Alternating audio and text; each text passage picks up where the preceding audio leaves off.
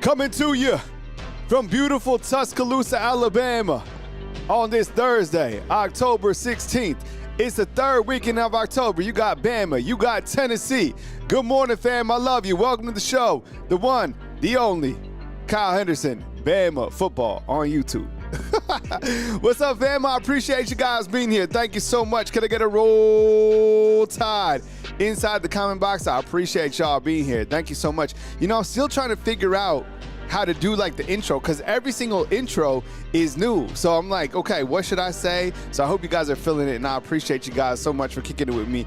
Just a couple days away from kickoff at Bryant-Denny Stadium, 6:30 p.m.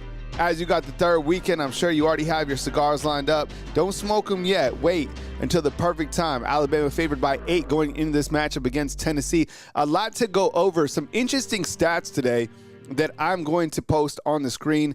So I'm going to bring that to you guys later today, and some really interesting notes regarding Coach Jalen DeBoer and Ty Simpson, and kind of just how high they are operating right now through the first 6 games of the season. I think it's amazing, right? It's been a very interesting, stats to look at, and stats are one thing and kind of talk is another. But the fact is, look, Alabama versus Tennessee is a monstrous game with a lot on the line, and I think that the winner of this game takes another step forward into where they want to go. But still, because of the talent in the SEC, man, you got to win still multiple games before you lock anything up. So it's a one-game season.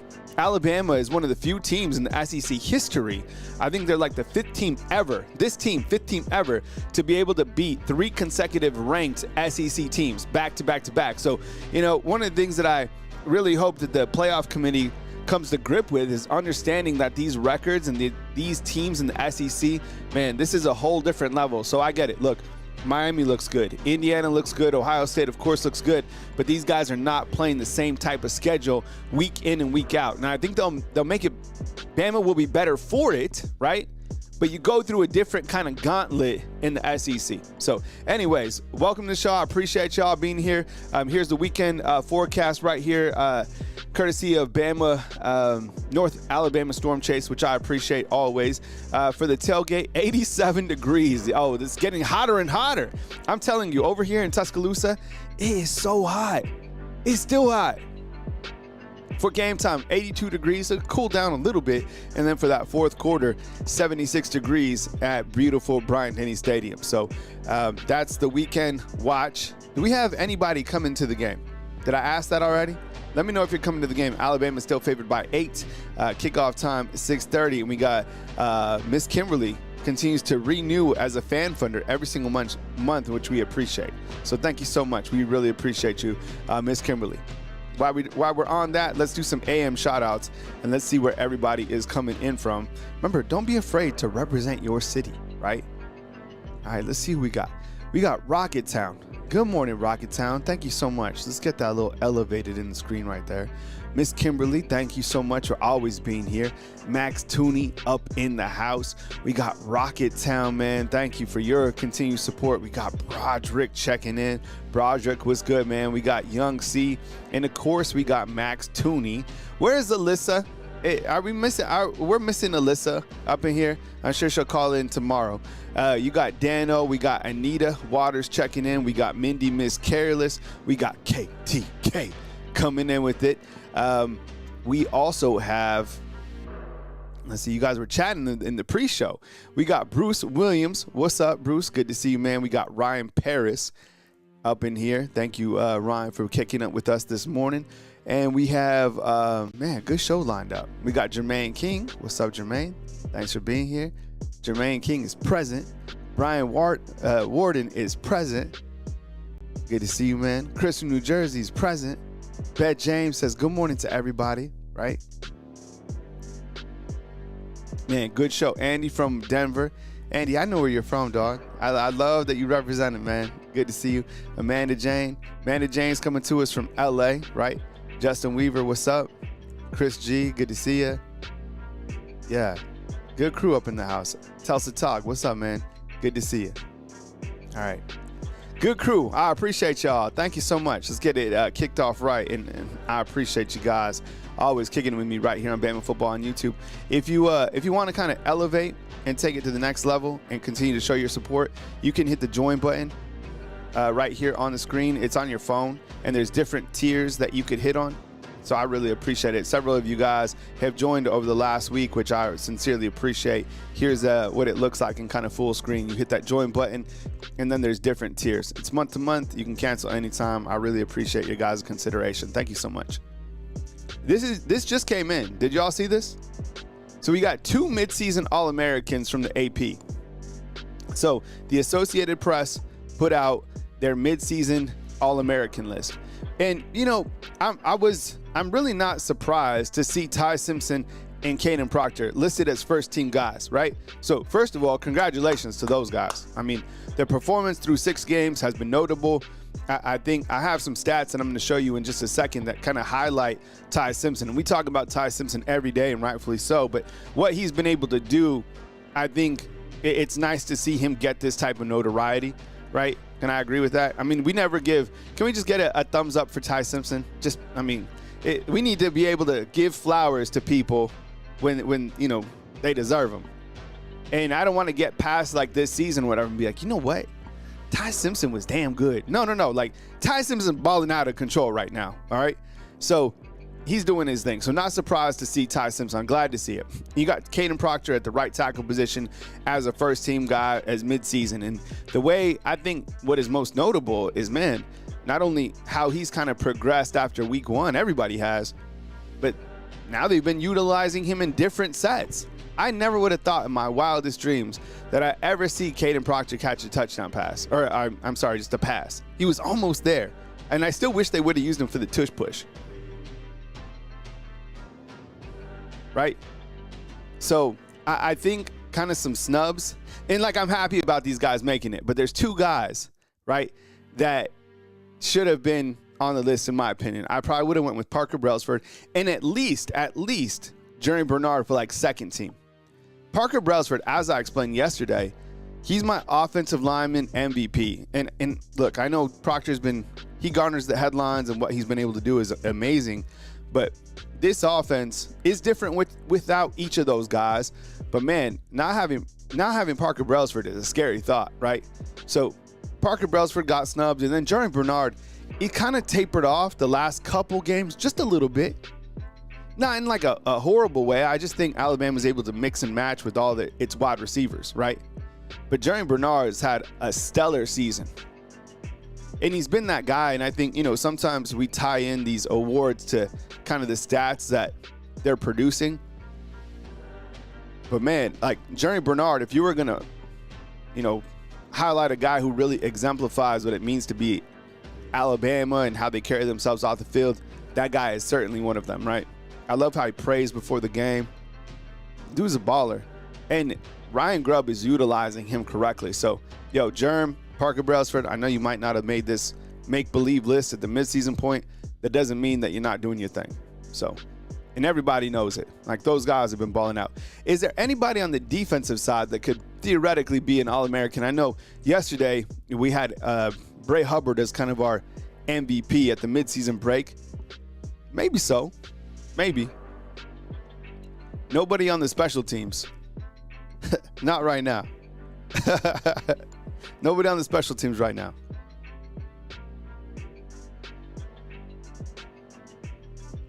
Hey, Camille, good to see you with all the love and the positivity inside the comment box. Yo, did you see this? Kind of switching it up. You know I love music, right? Did you see D'Angelo passed away? At 52 years old? Do we have any D'Angelo fans? Does anybody know who D'Angelo is? I love D'Angelo. I grew up listening to R&B, country, hip hop.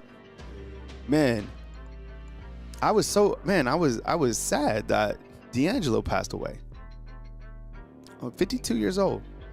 You guys saying LT Overton inside the comment box, hell of an addition. LT Overton, man, that guy. Think about the transfers that Coach Kalen DeBoer brought over, right? I mean, his initial transfers, right? You had let's see if we can come up with the transfers together real quick before we pass on this page. All right, you got Parker Brailsford, Jeremy Bernard, LT Overton. Oh, he had Graham Nicholson, Keon Sabb. I got 5 of them. I got 5 on it. You know what? Caden Proctor theoretically was a transfer. I know that sounds weird because he started out here, but he did go to Iowa. He was there, and then he came back. I'm going to list him as a transfer to be controversial. Oh, Josh Quave is nice, Ryan. That's my boy. That's my dog, boy. Yeah. All right, so is there anyone else that we're missing? I think, Cam Howard came over? Cam Howard, and then I think we might have got all of them, did we? In this new class, you had a couple other ones, right? But that first transfer class, man, those guys are kind of the vets, the leaders of this team now, right? It's interesting to think about. Yeah, LT was a Saban transfer? Was he? Thanks, Joe Willie. I thought he was a DeBoer transfer. Anyways, that first transfer class, man, those guys are doing work here right now, 100%.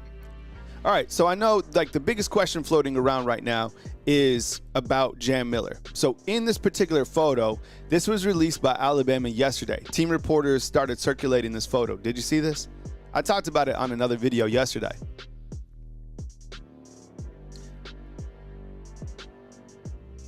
But that's Jam Miller, okay? This is Jam Miller right here. He's in a black jersey, and yesterday, Coach Kalen DeBoer was asked about Jam Miller and his status, and it still remains questionable.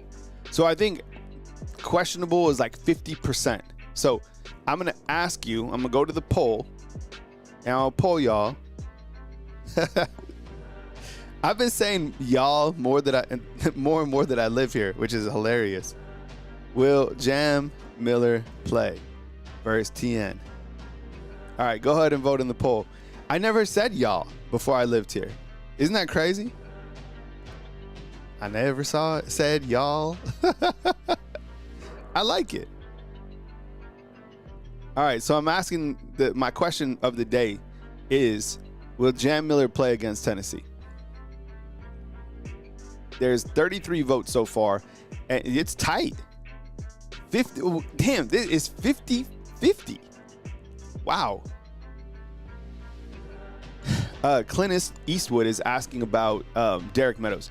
Coach Kalen DeBoer, I don't know if you missed it, but he specifically said that Meadows is out this week. Max Tooney points to the protocol, and he says, no, Jam is not playing. Eric's just checking in. What's up, Eric? Good to see you, bro. If y'all could take a minute, y'all. If y'all could take a minute. I can't stop saying it. Y'all. Yo.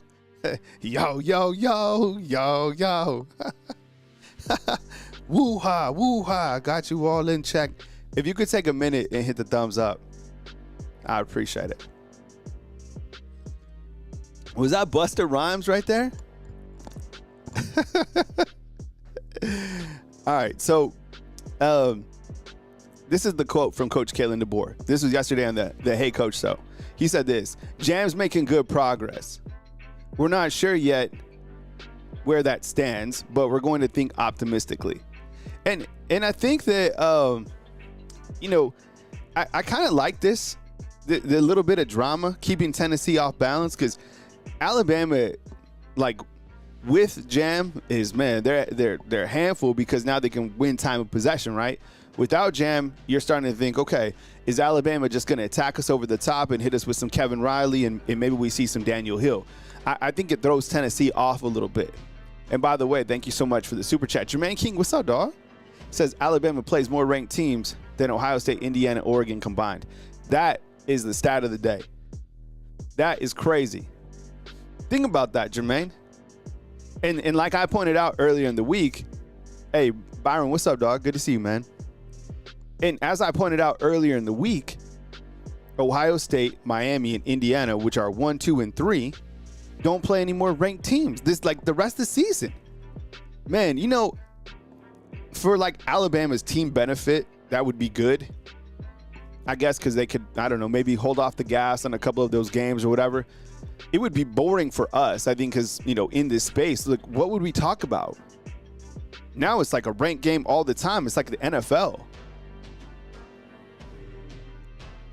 That is great. That stat is wild. Jermaine King with the stat of the day and a super chat. Appreciate it, man. Thank you so much. Todd Tipton, what's up, Todd? Good to see you, bro. Todd says he just got his cigar. Appreciate it. And Bruce, let's see what Bruce has to say. This sounds interesting. He says, Kyle, watch the play right before Horton scored in the last game. Ryan Williams was 100% a decoy on both those plays. Williams was never intended to catch the ball that game. Grew up playing chess. Yeah, is that one where Isaiah Horton kind of snuck across the top? I like that. I'll definitely check that out. Good point out, Bruce. A lot of people were saying decoy. Yeah, I can understand that. If he, let's say, like, he wasn't like fully 100% or whatever, you know, using him as a decoy is brilliant, to be honest. Dano, are you talking about what happened to Ryan?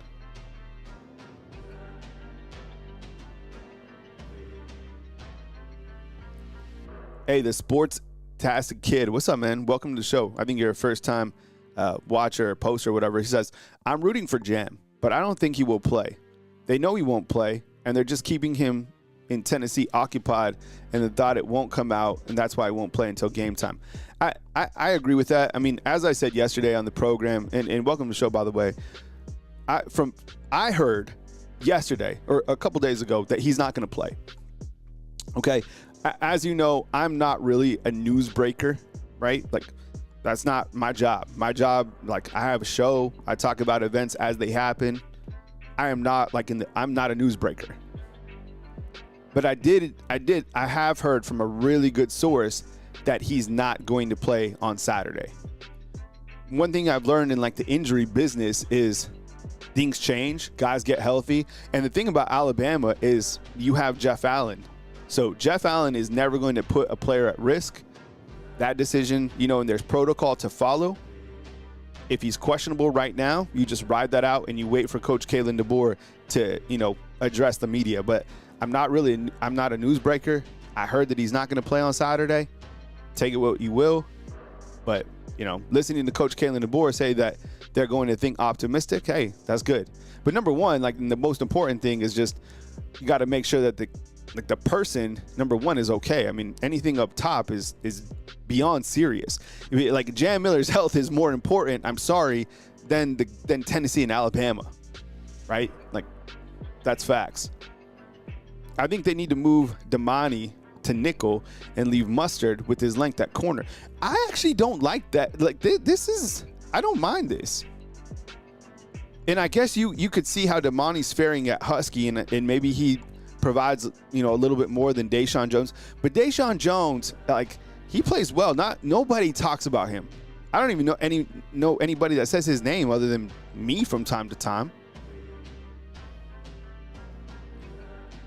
We'll see what Damani does. And I know that's one of the storylines going into this game is Damani and Dejon and who plays in that position more. It was Dejon Lead last game that played in over 40 snaps, right, when Damani Jackson only played in 22. And I love that Kane Womack kind of set the tone. And he was like, look, what you do on the field kind of dictates how you play in the reps. And Todd asked, he's like, where's Cam Calhoun? I thought that Cam Calhoun would play. He's just not playing. Deshaun Jones, isn't he one of the transfers that came in too?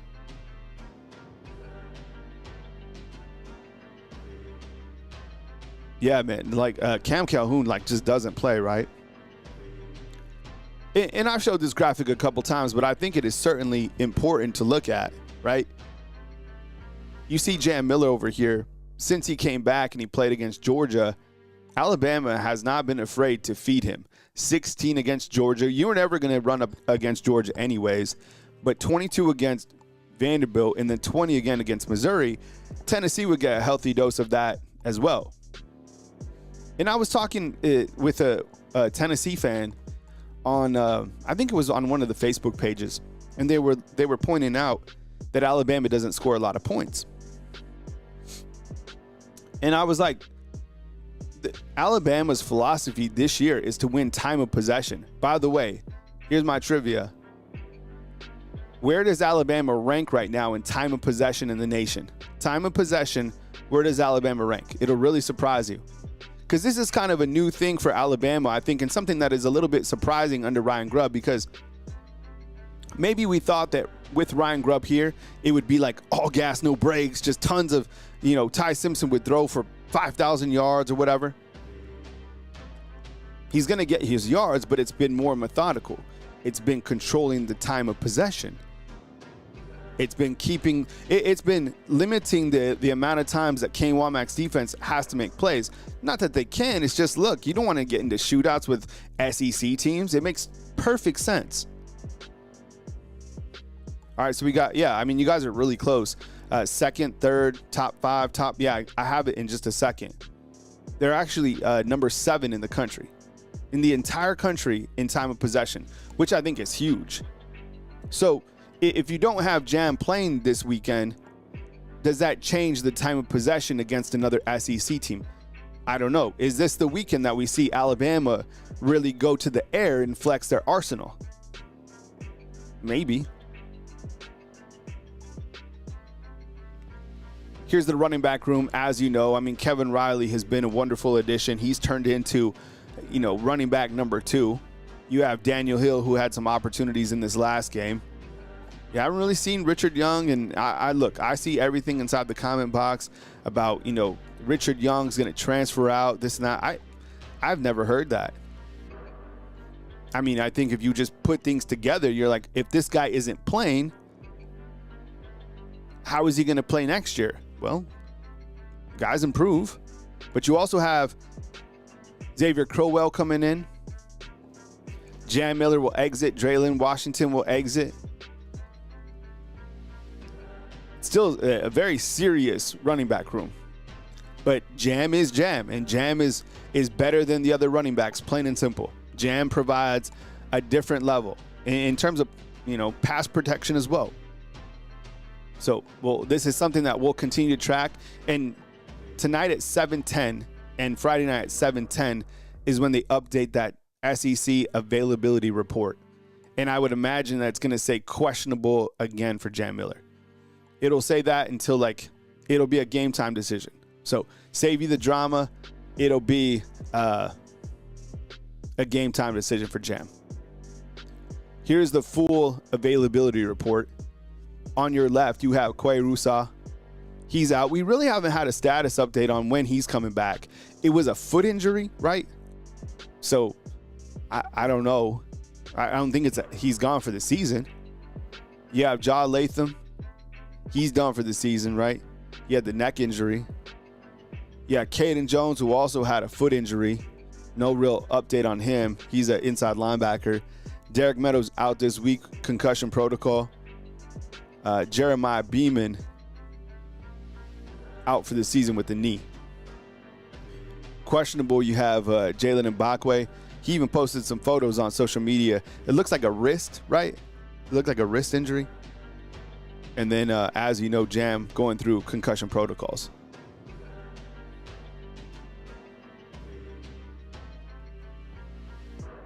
That's where we stand in terms of the availability. Hey, fam, as you know, this video is powered by our friends at Sleeper. If you download the app, you get $20 onto your account. Get a $100 deposit. You match up to $100. Use the promo code, which is tailgate. I love Sleeper. I've explained it. Tomorrow, we'll do one more time, kind of over, under, more or less. I guess my question for you right now, and I'll put it inside the comment box. And by the way, our poll so far reads that 58% won't believe that Jam won't play today. So 58% believe Jam won't play. All right. So I think our sleeper poll has Ty Simpson at 285. So I'm going to ask you this inside the comment box. Do you think that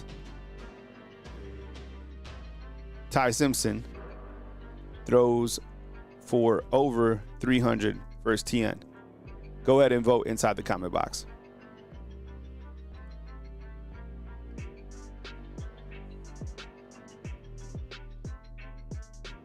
I put I don't know in there as well.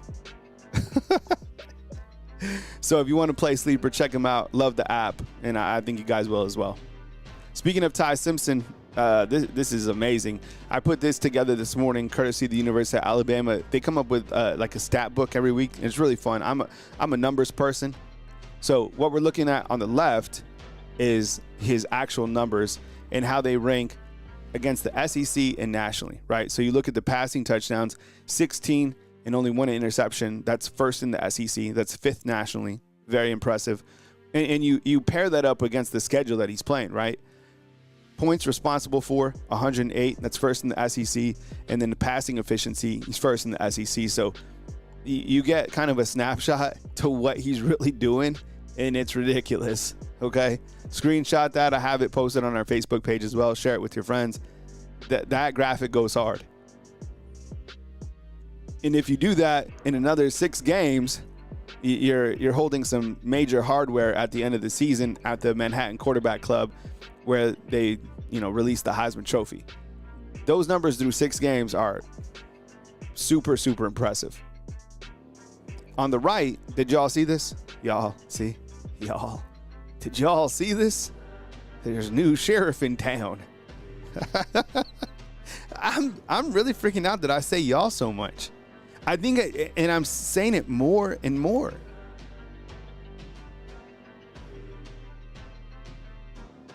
I guess that's just it. So on the right, Ty Simpson got his whole team hooked up with Yeti coolers, and there was some actual Yeti mugs and whatnot, and they were all personalized. So I saw this posted by AK Deer. This is dope, right? And every player got one. So clearly he got a sponsorship with Yeti, and he was able to, get his whole crew hooked up. We've seen this in the past with Beats headphones, but this time it's Yeti, which I think is cool. I mean, who doesn't like the Yeti coolers? Does anybody have a Yeti cooler? Is that still a thing? I like Yeti, but now the teens like Stanley, and Stanley is making a comeback, right? Because if you're older like me, you understand we've had Stanley for a long time. Remember those big mugs where you could pour coffee in them? They screwed on the top. I have one of those when you go camping.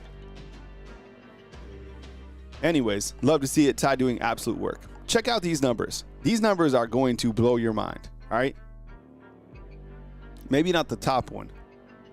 DeBoer's 0-1 against Josh Heupel. But to kind of set the stage about Kalen DeBoer, right? We talked about James Franklin. Remember he was 4-21 against top 10 teams or top 25, something crazy like that. Stats that get you fired. Look at these stats. These stats are crazy. Okay? Coach Kalen DeBoer is 18-3 versus AP top 25 teams. That's wild. But this is crazy. He's 6-1 against AP top 10 teams. 6-1. I mean, can we get a round of applause for that number? 6-1? I think we're so spoiled, it's ridiculous, right? I'm here's a filet. You're meh. 6-1. Any other program would kill for a coach that had a 6-1 record versus AP top 10 teams. That's ridiculous. That stat is so good. Don't just glaze over it. I'm gonna make a graphic later on today, and it'll be a banger on Facebook. Watch. But let's not get spoiled. 6-1. I want more gifts for Christmas. All right, and this stat right here blows me away down here at the bottom. Active wins over ranked teams since 2021, okay? Kirby Smart, 22.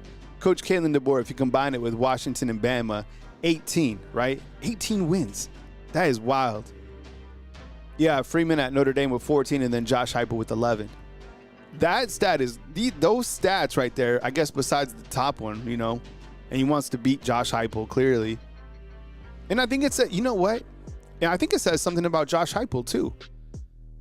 I never would have thought that he would have been the right coach for Tennessee. I thought as soon as Jeremy Pruitt went there, I was like, oh, end of story. these guys are going to be rolling. They weren't. Josh Heupel's made them a good football team. For sure. I mean, think about it. I mean, Heupel beat Saban and beat DeBoer the last 2 times that Alabama was up in Neyland Stadium. And you know what? I saw like people saying Penn State's going to try to go after DeBoer. What? Like, come on. No, that Penn State is not a jump up. Why would he go down to coach Penn State? That's ridiculous. I think, Joel Klatt, right? We like him, then we don't like him. He said that Penn State's first call should be to Coach Saban. Come on. You think Coach Saban is going to go coach at Penn State? No. And I'm still kind of, look, Bill Belichick should have never went to coach at North Carolina.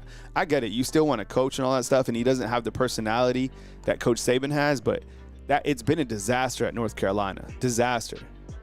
Don't go tarnish your legacy by trying to, resurrect Penn State, and which I think you can win games there. James Franklin clearly wasn't the guy, but Saban, he would never do that. Right, we don't like Joel Klatt. Anyways, those numbers are wild. Talking about Tennessee, Coach Jalen DeBoer said this. Look, and the stats are good on offense when you look at Tennessee for sure. They can run the ball. They can throw the ball. They're number 1 in pass, number 1 in offense overall in the conference, number 1 in passing offense in the conference. And the thing that makes them special is they're number 3 in the conference in rushing the football, over 200 yards a game. So when you look at Tennessee, it's interesting because their offense is certainly good. I've watched Tennessee a couple different times, and their wide receivers certainly stand out to me. Joey Aguilar is much better than I thought he would be. A good quarterback. Good wide receivers. They have a really tall wide receiver who balls out, right? But, I think when you look to some of the numbers with Tennessee, there's some glaring things that I think Alabama will be able to take advantage of. And, before you look at the stat at the very bottom, let's kind of look at some of their better stats, right? Ranks number 1 in scoring. Number 1 in scoring in the entire country, right? 48.2 points a game. They average 38.7 points per game in SEC play. They're number 7 in passing offense, right? Joey Aguilar right here, 6 averages 317 passing yards per game. On defense, they've sacked the quarterback 26 times, which is 2nd in the nation, which I think is a notable stat for them. They have to get to Ty Simpson. If they want a shot in this game, they have to be disruptive in the backfield, 100%. I know, it isn't crazy when you put that orange on the screen, it hurts, right? It hurts my eyes. And I'm not kidding. It's really hard to look at. Even when I'm doing the show, I'm like, come on, man, fight through.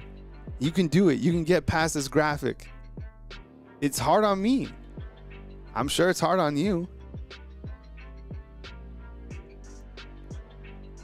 Let's see what Q has to say inside the comment box. I think Q's talking about the last graphic we were having about Coach Jalen DeBoer. He says, me personally, I don't care how many games you win against top 25s. It's the unranked teams that you continue to lose to. And that's something that certainly does kind of jump off the page, right? Is like Coach Jalen DeBoer, like, he doesn't lose to these top teams. It's like these trap games or these like sleeper games that they're able to kind of find their way to bite DeBoer, right? We've seen this, but I don't know. I think this particular year and where they're at right now, I think they're more like locked in, and I think they'll avoid those pitfalls. And I'll tell you what, and not kind of getting ahead of ourselves, you want to talk a trap game? Well, South Carolina, there's your game. There's that game where everybody's like, yo, we can kill, we can beat them. They're not good, blah, blah, blah. They don't have, no. I would take South Carolina extremely, extremely serious. Extremely serious. In one game season, but you know what I'm saying? Those are the type of games. All right, they're giving up 29. This is where it gets a little dicey for Tennessee. If I'm a Tennessee fan, this is why I'm nervous. These 2 reasons. You're giving up 29.3 points per game, okay? Like, that's a lot. You're giving your opponents a lot. You allowed Georgia to, win in overtime. You gave a lot of points. Gave a lot of points to Arkansas, right? This stat at the bottom, allowing 257 passing yards per game, which is ranked 122 in the country. 122. So you combine those last two stats together, man, and you're going up against the #1 efficiency quarterback, like in the, one of the top 5 in the country, with the wide receiver weapons that Bama has. And now, last year they targeted Ryan Williams, 17, 18 times, couldn't get him the ball. You have a quarterback that can get all these guys the ball. Ty Simpson, you talk about the over-under in terms of sleeper, he's going to throw for over 300 yards, 100%, especially if Jam can't go. He's going to throw for 450. What I noticed from Tennessee, all right, and if you watch Tennessee and you're kind of doing the rewatch, or previewing Tennessee, they do a lot of man coverage, and their corners aren't that good. Alabama's wide receivers are elite. It could be deadly.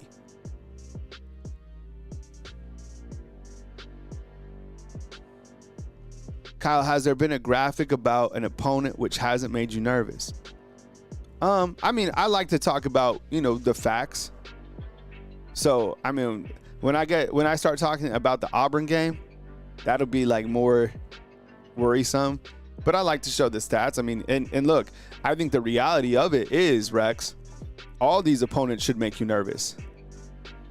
Because, and I've explained this before, if Alabama loses to Tennessee, kind of talking what's at stake, they will be held to a higher standard than anyone else. They always are. And specifically because they lost to Florida State, who's having a crash out. So any loss, specifically to an unranked team, if Alabama somehow loses, they beat all these ranked teams, and then they lose to South Carolina and Auburn, they'll be at home.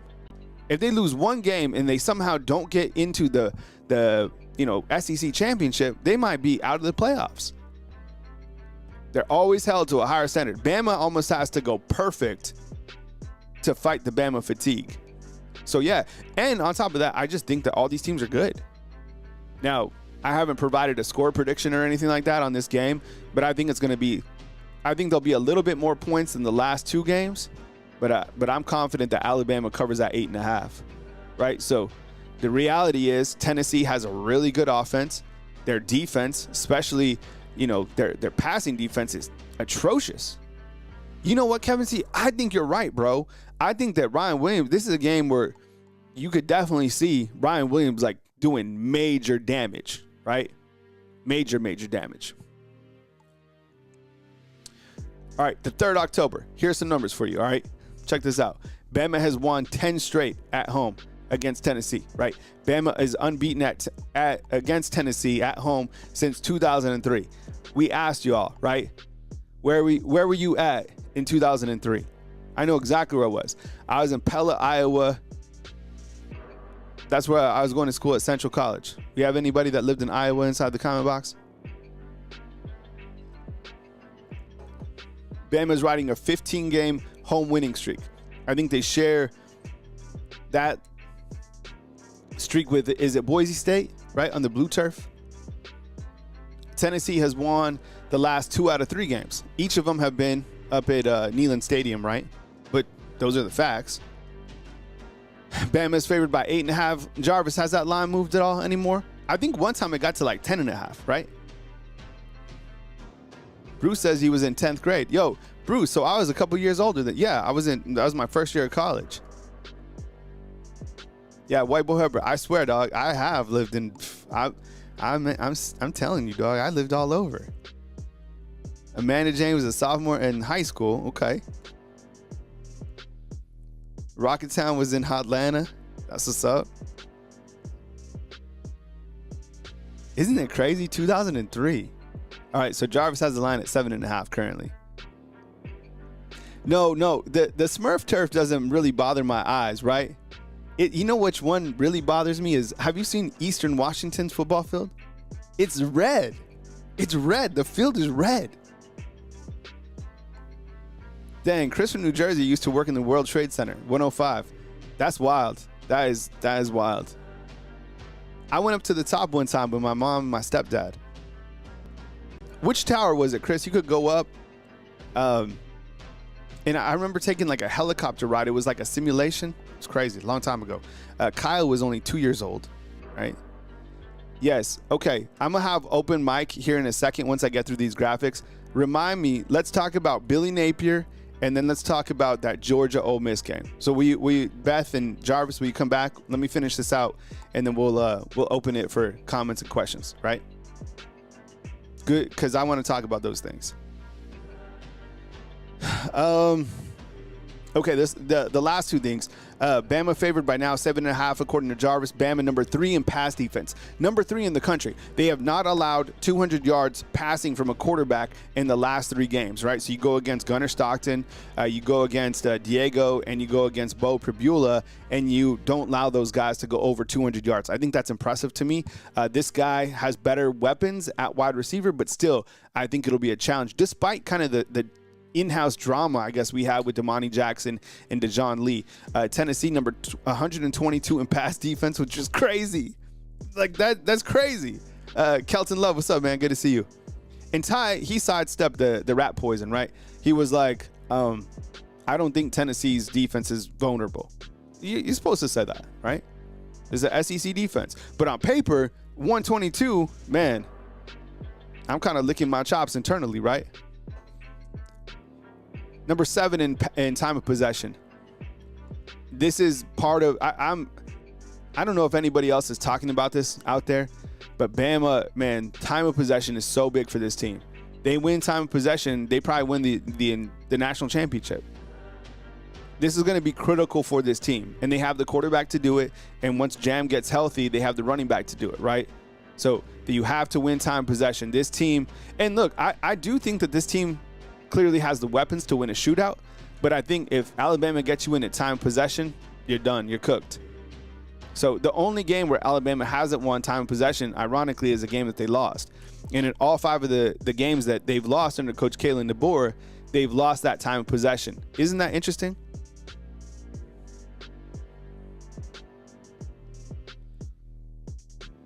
Bama, Tennessee this Saturday.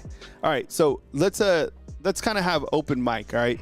So post your comment. I'll throw it on the board. You have a question for me or you want to point something out, we'll discuss it. I saw you want to bring up the Billy Napier again or the Georgia Ole Miss. Are we still feeling comfortable that Georgia beats Ole Miss? Is there anybody inside the comment box that thinks that Ole Miss beats Georgia? The game is in Athens, right? Dano points up. What's up, Dano? Dano says this. Dano says, I like that Coach Jalen DeBoer has stepped out of his comfort zone. It does seem that he's getting more comfortable as like we go week by week, right, Dano? It seems like the black hoodie brings out, didn't they say like Beyonce? There's like Beyonce, but when she steps on stage, she's like Sasha Fierce. DeBoer is like that. He steps out in the black hoodie and things change. Kirby will be clapping a lot during the game. Crystal, that was the wildest thing. He was, I mean, see, and look, those are the coaches that you go against in the SEC. Is like, because Coach Jalen DeBoer, we look at him as being nice. All those other coaches are, man, nasty. You know, they're not afraid to cheat if they have to. Remember, Tennessee last year, they pumped in, I'm not tripping, right? Wasn't Tennessee, yes or no, inside the comment box, was Tennessee accused of piping in fake crowd like noise? That was real, right? Like, I think it was behind the stadium. They had speakers which were like extra loud, so Alabama had communication problems. Did we ever find out if that was real? I don't know.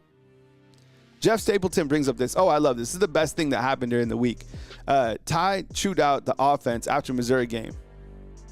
Man, look, Ty Simpson, that's his offense. And I love him holding the offense accountable and holding himself accountable. That's what leaders do. He wants to be a coach. He's already said that. I think he said that he wants to be the coach at Bama one day. Coach Simpson. His dad coaches. I love how he reads the play sheet, right? See, here's my water bill, right? So like after the game, he's like this. He's like, oh man, third down's not good. Gotta do better here. He's a coach. Love to see it. The coaches are never satisfied. Never satisfied. If you happy and you know what, call a timeout. If you happy and you know what, call a timeout. If you're Kirby Smart and you really want to cheat, if you're happy and you know what, call a timeout. Afghan Vet, what's up, man? Thanks for your service. We appreciate it, man. We understand here at Bama Football on YouTube that freedom isn't free. That's why I fly a flag outside of our house every single day. Marcus in St. Pete says, yeah, Tennessee was accused, right, of pumping in the crowd music, 100%. Larry Large says this: if Ole Miss wins, then Lane's next contract will be like, whoa. You know, are we certain that I'm talking Billy Napier here? Okay, we've all heard that Billy Napier is going to get fired this weekend, right? Is that the next move for Lane Kiffin? Does Lane Kiffin... I feel that Lane Kiffin has outgrown Ole Miss. I think he could win games there. I don't think he's going to win a national championship there. Lane is Lane. We love Lane. We like to, soundbite him. He acts just like Coach Saban. Even the way, if you watch his press conference and his demeanor, he acts exactly like Coach Saban. The way he even addresses the media is the exact same thing. And he's funny like Coach Saban. Coach Saban's funny, right? Do y'all think that if Lane Kiffin, do you think Lane Kiffin could somehow be a coach at Florida? That's always been kind of the talk, but I don't know.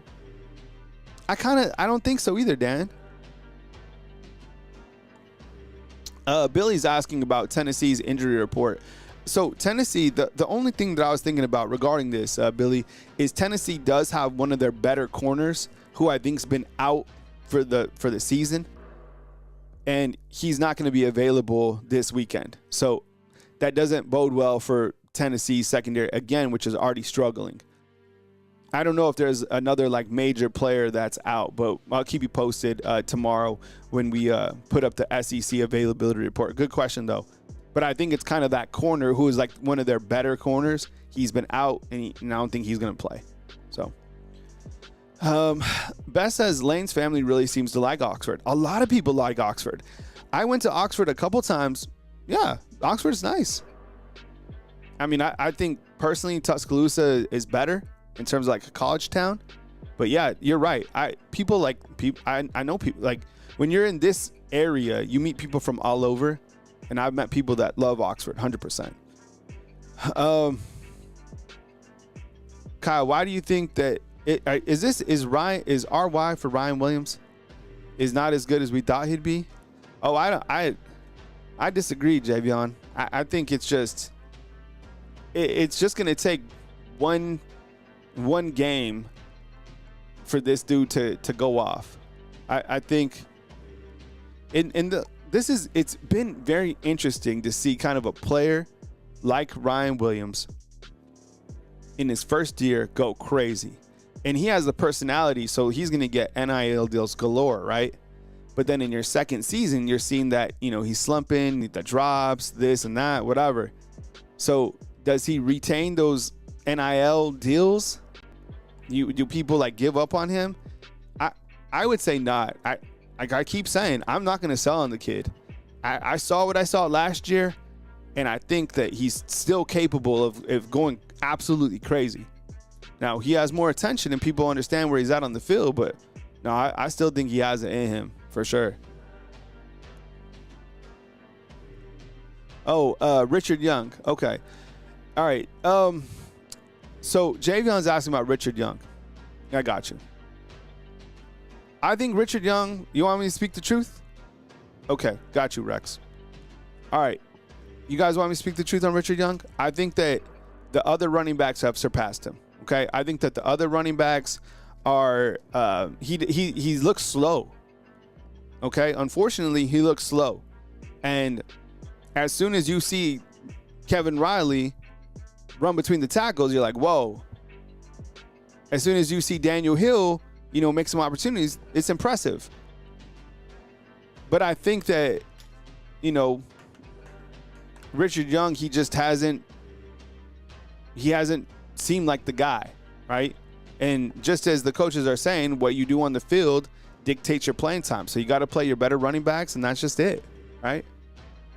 And look, White Boy Hubbard for sure. He had that run. Who was it against last year? I think it was against Missouri, where he had that big run. But man, I don't know. I've kind of always questioned his speed, and I think that probably prohibits him from playing. It's Me Marvin says that Penn State will probably regret the decision of firing James Franklin. I don't know, man. It seemed like because he couldn't win big game after big game, that was something that you had to move on. I guess Adidas paid it, right? Is that what they're saying? Who do y'all think will get Penn State? You think it'll be Matt Rule from Nebraska? I don't know. You know who I'm pulling for? Alex Gollish. I think someone asked me. Oh, yeah. Oh, Travis. What's up, dog? Do I like Eric B and Rakim? Oh, for sure. Of course, man. Those are kind of the rappers that I grew up with, right? That I talk about. It was crazy. Like when I was growing up, I was navigating through George Strait, Garth Brooks, and I had the cassette tape player. Remember? You play it, but I also was like coming to with like hip hop culture, right? So whether it was like Souls of Mischief, right? Eric B, Rakim, Capone Noriega, I was all over the place. It was wild. Nas, right? Jeff asks, Kyle, do you see Daniel here tearing up the Vols offensive line? You know, Daniel Hill is another guy I'm watching closely because the coaches really like him. I just don't. For me, I want my running backs to have good speed, and I get it. He's 240 pounds. He'd be hell to deal with. I just don't know if he's. And people pointed out, they're like, Kyle, he was like a 300 meter hurdler. Yeah, but I want to see it like on the field. I want to see Daniel Hill. What I need to see, like just me personally, I just want to see Daniel Hill in space. Right? And if he's the guy that I hope he can be, man, who knows? But I still feel like he seems a little bit slower, right? And not to say you have different backs for different yardage situations. I think Alabama has a variety of backs, but some like Daniel Hill seems a little slow. Richard Young seems a little slow. Afghan vet, I saw that.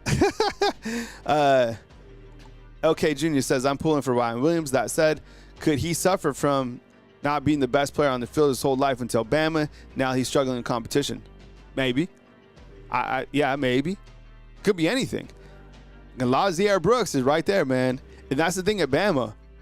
There's always a guy behind you that's going to push you. I don't necessarily think that'll be the case, but, you got wide receivers. Plenty of them. Lazier Brooks is an absolute baller for sure. Brady G says, hey, Kyle, do you think Aguilar has more than 230 yards passing? I don't know, man. This is a tough one on Sleeper because Bama hasn't allowed a quarterback in the SEC to throw for over 200 yards. This guy's throwing for 317 per game. Man, you pair that with Alabama's time of possession. I'll say over 200 yards this game, but 230, that might be a stretch. It'd be close. It'd be damn close. I don't know. That's a really good question, Brady G. I don't know. Yeah, see? Jeff, same thing. Yeah, Grandmaster Flash. Hey, Cedric, what's up, dog? Good to see you, man. Lane Kiffin could be coach at Ole Miss for a long time. Job security. That's a really great point. He's going to win 9 to 10 games. If Ole Miss wins 10 games, they're satisfied. They make the playoffs, they're like through the roof. That's kind of the standard. You win a national championship. Oh my God, never thought that was possible. You're absolutely right. That is a safe. You could be in that spot forever and just win 10 games, make the playoffs, every other year and be absolutely fine. Deer Hunter 175 says this: Idemani gets the majority of the snaps.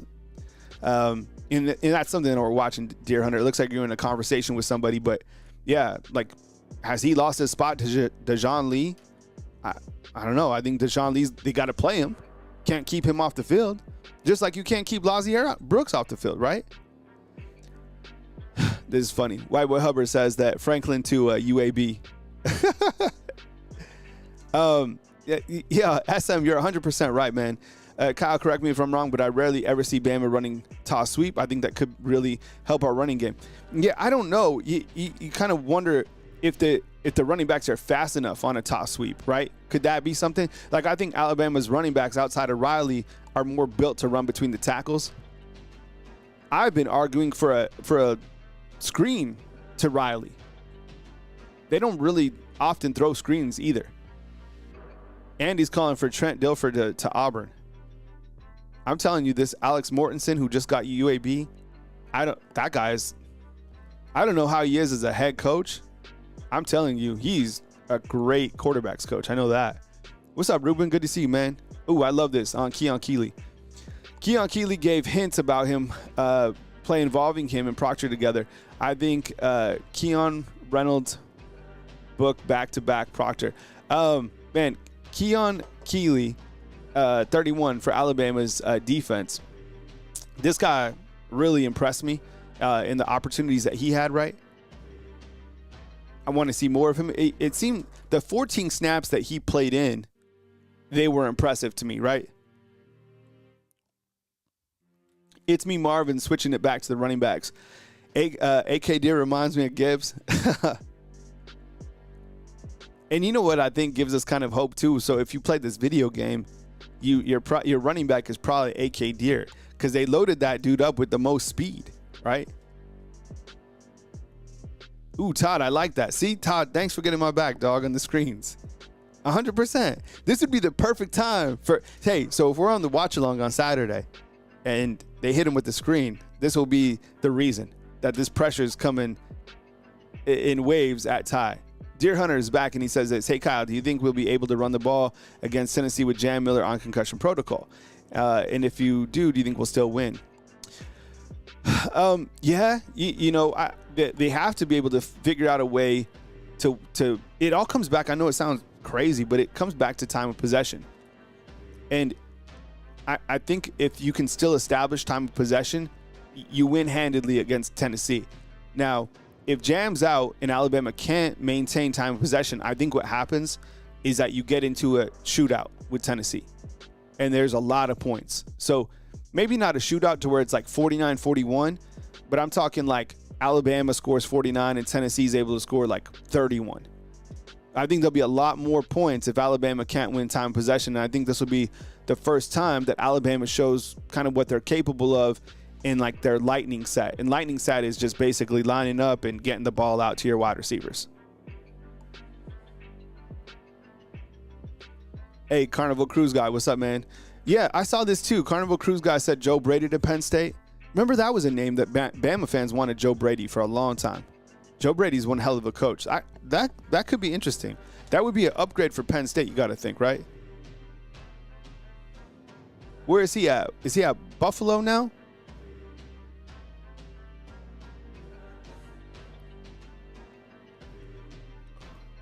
Are other players allowed to transfer mid-season? No. I don't know where you're at over here, Travis. Kyle, do you have a cigar picked out? Watch. Let me show you. I think I can show you real quick.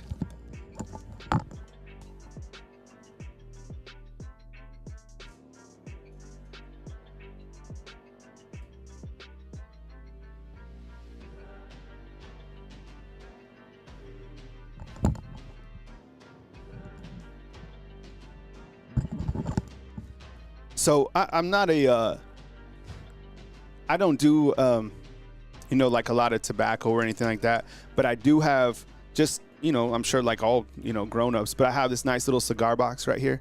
I've had this for a while, so I'll load it up with like, if I get different cigars for like different occasions, like if I have like, if I do smoke a cigar, it's probably like out on the golf course, right?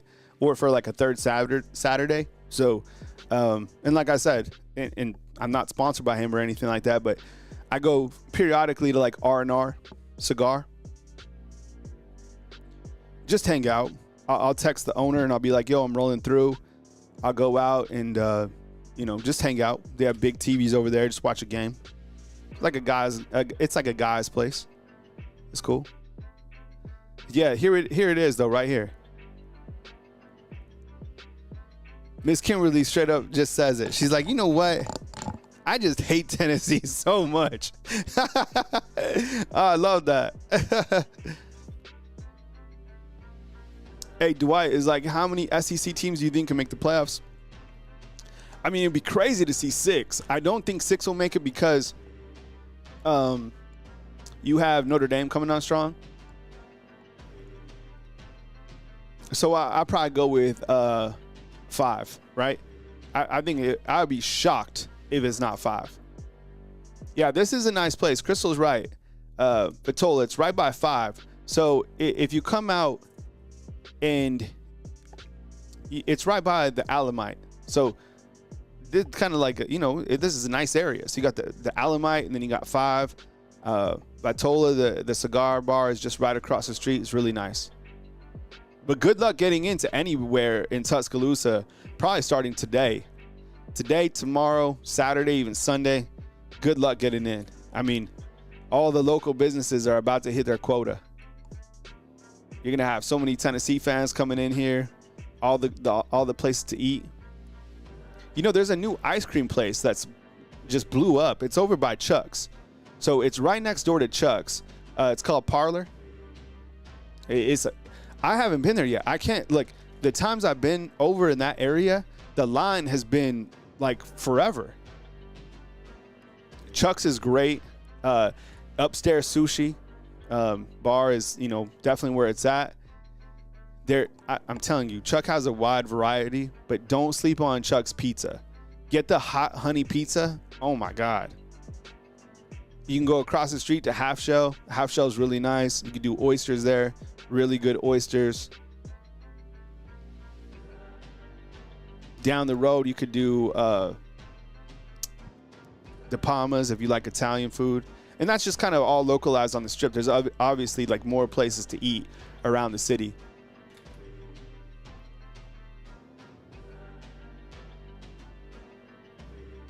J. Cole, man, what's up, man? Keep faith in him, the Lord, Jesus Christ of all time. Appreciate it, man.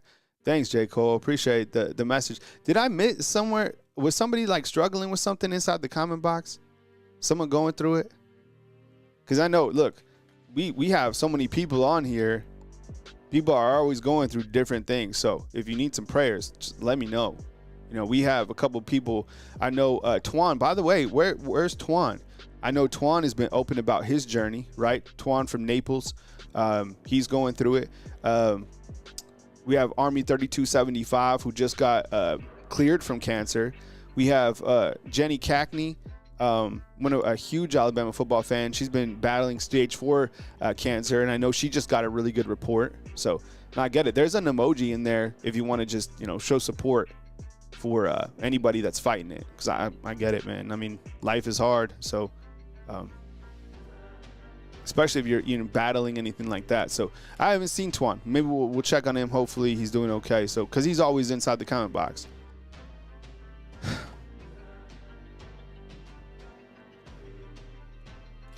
All right, fam. Well, that's kind of where we stand today. I mean, it's the 3rd weekend of October. Tomorrow, as you know, I got the call-in show. Stay locked on to Bama Football on YouTube as news happens. If there's anything breaking, I obviously go live. And then I've been missing with some nightcaps. I'm kind of feeling like a nightcap tonight. And what a nightcap to me is basic. It's less formal. So I don't have a collared shirt and my hair isn't from the 50s. I probably have a backwards hat on or whatever, and I'll be kicking it. I kind of been thinking about going back to the straight fade. I don't know. We'll see how it goes. But I appreciate you all. Thanks for kicking it with me right here on Bama Football on YouTube. And looks like, okay, prayers out to you, Sarah, for sure. But as news happens, stick around. There's things that are always rotating and moving. Tonight at 7:10, we'll get another availability report. I would imagine it's pretty much the same. But as you know, news happens. I got you covered right here on Bama Football on YouTube. Any other videos that you see organically out there from me, please take a minute, watch those, hit the thumbs up, and stay tuned for maybe a nightcap. A nightcap for me probably be around 9 p.m., something like that. Oh, can I share something with you guys? I know you guys are about to bounce out, so that's fine. But I had some exciting news to share with you all. Let me see if I can get this right. All right, give me 1 second. I'm gonna show you in just 2 seconds. I got some really exciting news. If you need to bounce out, that's fine. It's more like family stuff, but since you're family, I want to share it with you guys. All right, I'm gonna put it on the screen in just 2 seconds. So as I told you, my daughter, Lacey, right? I'm a dad first above all this stuff. I have 2 kids. If you're new to this, but my son is 16 and my daughter is 12. So Lacey just recently, she auditioned for Annie Jr. here in Tuscaloosa. So out of, I think, close to 200 kids that tried out for different roles, Lacey got cast as Pepper. So she got a call back. This is a really big deal. She'll be performing at the Bama Theater here in Tuscaloosa on December 3rd through the 5th. So this is a gigantic deal. Like, she can sing, she can dance. It's very theatrical. She's beautiful, and I'm so happy for her. So real big boost for her. Even from a self-confidence standpoint, we've all been teens before, so this is really good for her. So really, really happy as a parent to see your kids flourish, right?